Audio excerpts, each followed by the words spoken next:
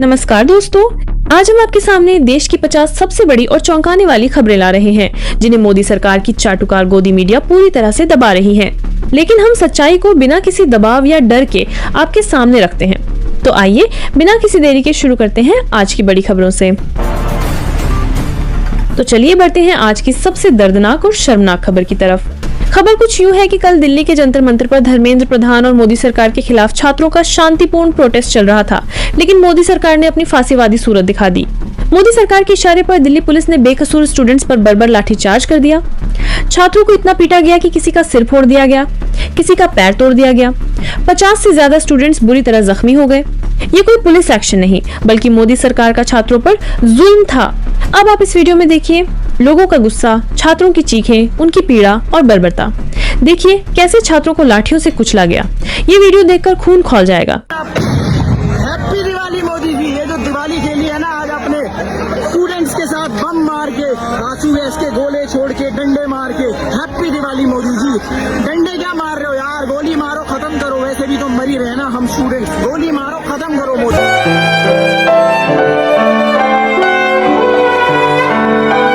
पैसा है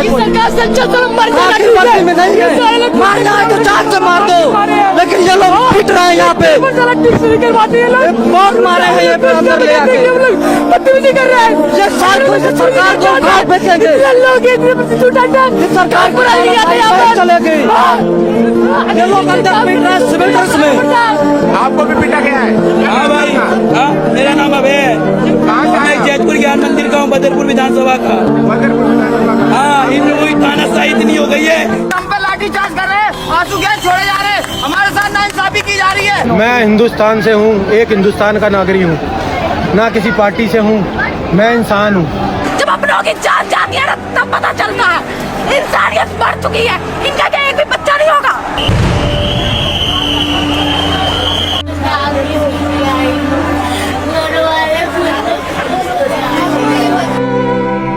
इंसानियत बचाने आया हूँ। इंसानियत खत्म हो रही है। बीजेपी में कोई भी नेता देख लो, ऊपर से लेके नीचे तक, कोई एक ईमानदार नेता नहीं है। मोदी की बीजेपी सिर्फ गुंडों का समूह है।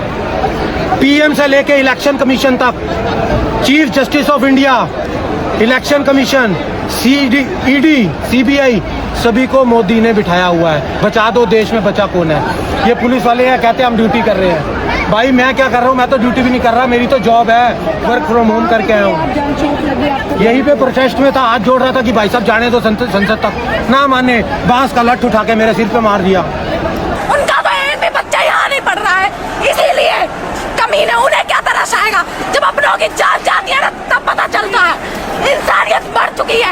इनका क्या एक भी बच्चा नहीं होगा, इनकी होगा जो पढ़ाए अपने किसी भी एक भी बच्चे को। यहाँ इन लोगों ने मेरे को डिटेन कर लिया है, मतलब ये हम अपने आप के लिए भी लड़ नहीं सकते हैं। हम अपनी आवाज सुनाएंगे तो हमारे साथ ही होगा। और यहाँ पे डाटा बंद कर दिया इन लोगों को, इतना डर है हमारा। कोई आतंकवादी नहीं है, जिस तरीके से ये लोग लाठीचार्ज कर रहे हैं हम लोगों पे। मोदी हटाओ, देश बचाओ।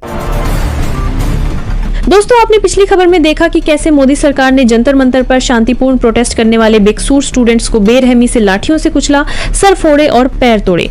अब बढ़ते हैं आगे की और भी दर्दनाक खबर की तरफ।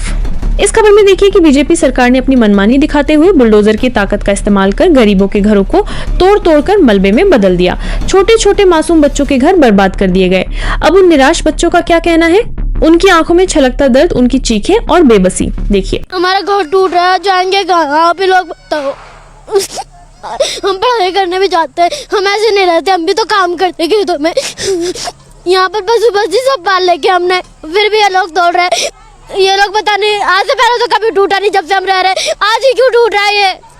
यानी कि बता दे, 1-2 दिन पहले भी नहीं बताया कि आज ही आके सुबह सुबह बताया कि घर खाली करो, घर टूटेंगे। सुबह से मैंने चाय भी नहीं पी है, काम में लगी हुई, काले हो रहा है, पूरा घर तोड़ रहा है, जाएंगे कहाँ हम लोग? आप पढ़ाई करते हो? हाँ पढ़ाई करते हैं। हमारी सारी बहनें पढ़ाई करते हैं, एक भाई है वो भी पढ़ाई करता है, पापा बेलदारी करते हैं। आप भी पढ़ाई करते हो? हाँ, आप भी रो रहे हो? हाँ। आपका घर टूट रहा है इसलिए रो रहे हो? हाँ। कहाँ जाएंगे? बात तो सोचनी चाहिए, ये लोग कहाँ जाएंगे, कहाँ रहेंगे, बिल्कुल वहीं पे फुटपाथ पे लाके रख देंगे ये लोग। इन लोगों का क्या है, कहीं भी जैसे भी उठाए वहीं चले जाएंगे ये लोग। ये नहीं कि एक बार सोचे कि इनका क्या होगा।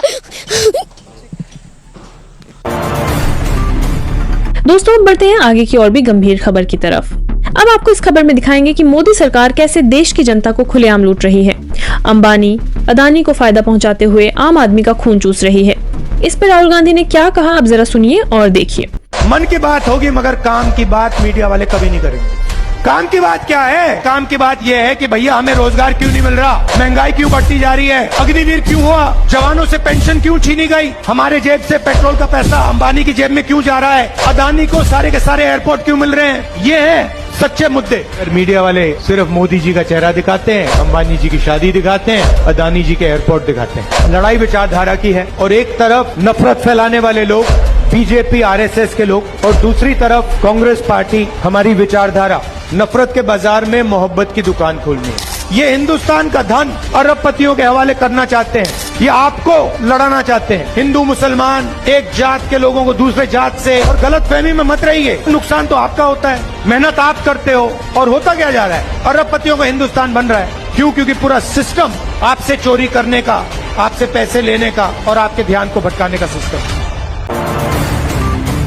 तो चलिए बढ़ते हैं एक और चौंकाने वाली खबर की ओर। इस खबर में आप साफ देख पाएंगे कि कैसे मोदी सरकार ने देश को पूरी तरह बर्बाद कर दिया है। आपको बता दें कि आम आदमी पार्टी के सांसद संजय सिंह ने संसद में इस मुद्दे पर तीखा हमला बोलते हुए अपनी बात रखी। उन्होंने क्या कहा, आप जरा सुनिए। देश को बर्बाद किया है तुमने, कर्जा दे दे के अपने दोस्तों को भगाया है। आपका दिमाग क्या है? यूट्यूबर पकड़ना है, न्यूज वाले को पकड़ना है, खाली आपको अपने विरोधियों का गला घोटने के अलावा दिन रात कोई काम नहीं है। देश की जनता भाड़ में जाए, कोई मतलब नहीं आपको। आपने करीब करीब 70% कर्जा 5,44,000 करोड़ में से मात्र 1,60,000 करोड़ रुपए आपने कर्जा वसूला और बाकी सब का सब आपने माफ कर दिया। ये तो बड़ी अच्छी स्कीम है आपकी, बहुत अच्छी स्कीम है। यही स्कीम आप किसानों के लिए लाइए। तो आप तो कह रहे थे हमारी 56 छुरी वाली सरकार है, हम एक एक आदमी से डंडा मार मार के वसूली करेंगे। मोदी जी के राज में 9,000 करोड़ रुपए लेके विजय माल्या भाग गया, 20,000 करोड़ रुपए के लेके नीरव मोदी, मेहुल चौकसी भाग गया, 6,000 करोड़ रुपए लेके नितिन संदेशरा भाग गया, 2,500 करोड़ रुपए लेके ललित मोदी भाग गया। ये बड़े बड़े जो हजारों करोड़ रुपए के लुटेरे थे, हिंदुस्तान से भगाया किसने? इनको आपने भगाया। इसलिए आपको देश की अर्थव्यवस्था को ठीक करने का आपकी मंशा नहीं है। और कहिए कि अगर 1 लाख रुपए किसी किसान का बाकी रहेगा, 30,000 रुपए दे दे, उसका बाकी कर्जा माफ। आपने एक ही खाली कंपनी का नाम लूंगा, 1,500 करोड़ रुपए का चंदा भारतीय जनता पार्टी को टाटा से इलेक्टोरल बॉन्ड और बाकी चीजों के नाम पे आपको मिले हैं। आप पैसा ले लेके इन लोगों का बड़ा बड़ा कर्जा माफ करवा रहे हो। एक गाना था मान्यवर, तू जहां जहां चलेगा मेरा साया साथ होगा। मोदी जी की हालत यही है। मोदी जी गाना बनाए हैं, मैं जहां जहां चलूंगा अडानी का ठेका साथ होगा। बांग्लादेश की यात्रा किया 2015 में, अडानी को ठेका मिल गया। श्रीलंका की यात्रा की 2021 में, अडानी को वहां ठेका मिल गया। तंजानिया की यात्रा की 2023 में, अडानी को वहां ठेका मिल गया। केन्या की यात्रा की 2023 में, अडानी को वहां ठेका मिल गया। नेपाल की यात्रा की 2023 में, अडानी को वहां ठेका मिल गया। मलेशिया में 2017 में यात्रा की, अडानी को वहां ठेका मिल गया। 2018 में सिंगापुर की यात्रा की, अडानी को वहां ठेका मिल गया। सर दिखाई नहीं पड़ रहा हूं मैं सर, अडानी को वहां ठेका मिल गया। वियतनाम की यात्रा की 2024 में, अडानी को वहां ठेका मिल गया। इजराइल की यात्रा की 2017 में, अडानी को वहां ठेका मिल गया। मुझे तो समझ में नहीं आता, जैसे अडानी का नाम लो पूरी की पूरी भाजपा खड़ी हो जाती है। 440 बार तक करंट लग जाता है। यही विषय है कि देश को बर्बाद किया है तुमने, कर्जा दे दे के अपने दोस्तों को भगाया है। आपका दिमाग बड़े बकायेदारों से कर्ज वसूलने में नहीं है। अगर होता तो ये हजारों करोड़ के जो बकायेदार इनके पासपोर्ट जब्त करो ना। संजय सिंह के तो पासपोर्ट आपने जब्त किए हैं। दोस्तों वीडियो कैसा लगा कमेंट में अपनी राय जरूर बताइए और ऐसी ही खबरों के लिए हमारे चैनल को सब्सक्राइब करना न भूलें।